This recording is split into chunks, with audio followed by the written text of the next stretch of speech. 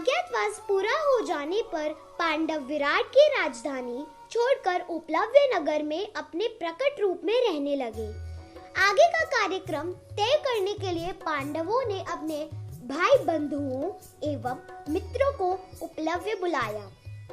अर्जुन की पत्नी सुभद्रा, उसका पुत्र अभिमन्यु, बलराम, श्री कृष्ण, इंद्रसेन एवं द्रुपद आदि राजा अपने सेनाएं लेकर उपलव्य पहुंचे। पहले अभिमन्यु का उत्तरा के साथ विवाह हुआ, फिर मंत्रणा नामक सभा बुलाई गई। बंधुओं और मित्रों, आज हम सब यहाँ इसलिए एकत्रित हुए हैं कि कुछ ऐसे उपाय सोचें जो राजा दुर्योधन और युधिष्ठिर के लिए लाभप्रद हो और जिनसे पांडवों तथा कौरवों का सूर्यवंश बढ़े। जो राज्य युधिष्ठिर से छीना गया वह उनको वापस मिल जाए तो दोनों में संधि हो सकती है। मेरी राय में इस बारे में दुर्योधन के साथ बातचीत एक सर्वथा योग्य व्यक्ति को दूत बनकर करनी चाहिए। कृष्ण ने जो सलाह दी है वह मुझे न्यायोचित लगती है। आप लोग जानते हैं कि पांडवों को आधा राज्य मिला था, वह उसे जुए में हार गए थे। अब वे उसे फिर प्राप्त करना चाहते हैं।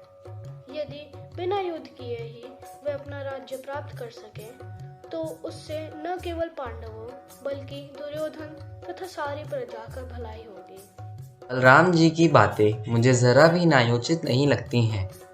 युधिष्ठिर को खेलने पर विवश किया और कपट से हरा दिया था। फिर भी इनकी सज्जनता ही थी जो इन्होंने खेल की शर्तें पूरी की। दुर्योधन और उनके साथी जो यह चिल पुकार मचा रहे हैं कि उन्होंने इनको 12 महीने से पहले ही ढूंढ लिया है, सरासर झूठ और अन्याय है। दुर्योधन बिना युद्ध के मानेगा नहीं, इसलिए विलंब करना हमारे हित में नहीं।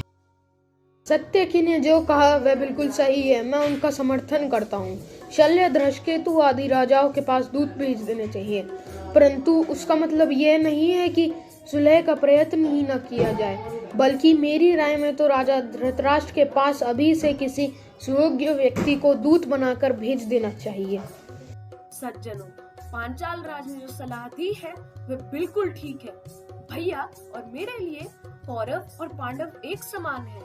हम यहाँ किसी का पक्षपात करने नहीं बल्कि उत्तरा के विवाह में शामिल होने के लिए आए हैं। द्रुपद राज, आप सभी राजाओं में श्रेष्ठ हैं, बुद्धि में भी बड़े हैं।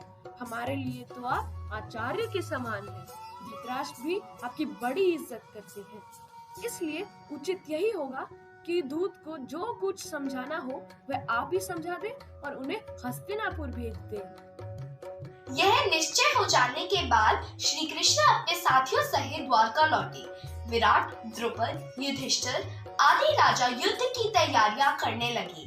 चारों ओर दूत भेजे गए। सभी मित्र राजाओं को सेना इकट्ठी करने का संदेश भेजा गया। दूसरी तरफ श्री कृष्ण से सहायता मांगने अर्जुन और दुर्योधन संयोग से एक ही दिन द्वारका पहुंचे।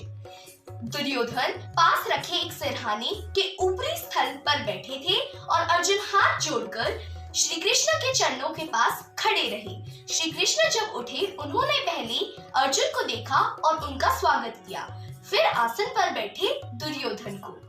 इसी प्रकार दुर्योधन जल्दी से बोले, श्री कृष्ण, ऐसा पता चलता है कि हमारे और पांडव के बीच में जल्दी युद्ध छिड़ने वाला है। यदि ये सच है तो मैं आपसे निवेदन करता हूँ कि आप हमारी सहायता करें। ये रीत है कि जो पहले आए उसका काम पहले होना चाहिए। राजन, आप पहले तो जरूर आए हैं, परंतु मैंने पहले अर्जुन को देखा। मेरी निगाह में अब दोनों बराबर हैं, तो मैं दोनों की सहायता करना चाहता हूँ। श्री कृष्ण बोले, तो यह है कि जो आयु में छोटा हो उसे पुरस्कार पहले मिलेगा।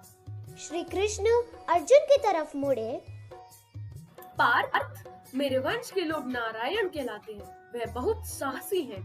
उनकी एक भारी सेना एकत्रित की जा सकती है। एक तरफ ये सेना है, दूसरी तरफ मैं अकेला रहूंगा। मेरी यह भी प्रतिज्ञा है कि मैं युद्ध में नहीं लड़ूंगा। अब विचार करके बताओ, तुम क्या चाहते हो?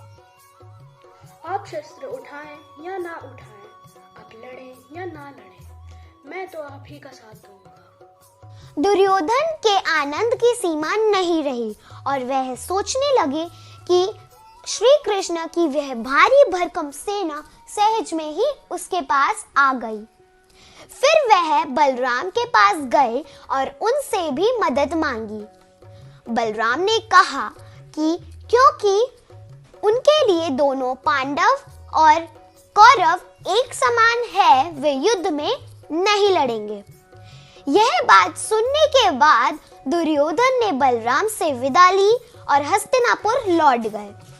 नकुल सहदेव के मामा और मद्र देश के राजा शल्य को युद्ध की तैयारियों की खबर मिलते ही उन्होंने पांडवों की सहायता के लिए भारी सेना एकत्रित की।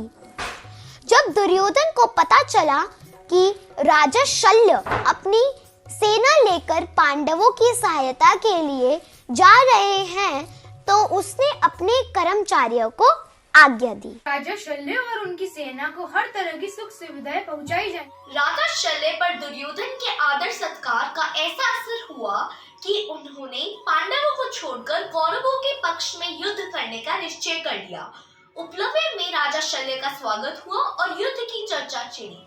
तो राजा शल्य ने कहा कि बेटा, दुर्योधन ने मुझे धोखे से अपने पक्ष में कर दिया है। मामा जी, महाबलीकरण आपको अपना सारथी बनाकर अर्जुन का वध करेगा।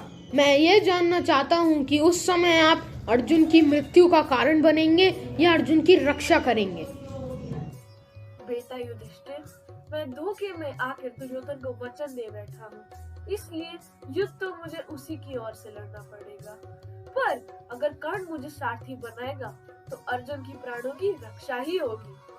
कर्ण और दुर्योधन की बुद्धि फिर गई है। अपनी दुष्टता के फलस्वरूप निश्चय ही उनका सर्वनाश होगा। युधिष्ठिर ने अपने मामा की बात मान ली, उन्हें आदर सहित विदा किया और युद्ध की तैयारियों में जुट गए।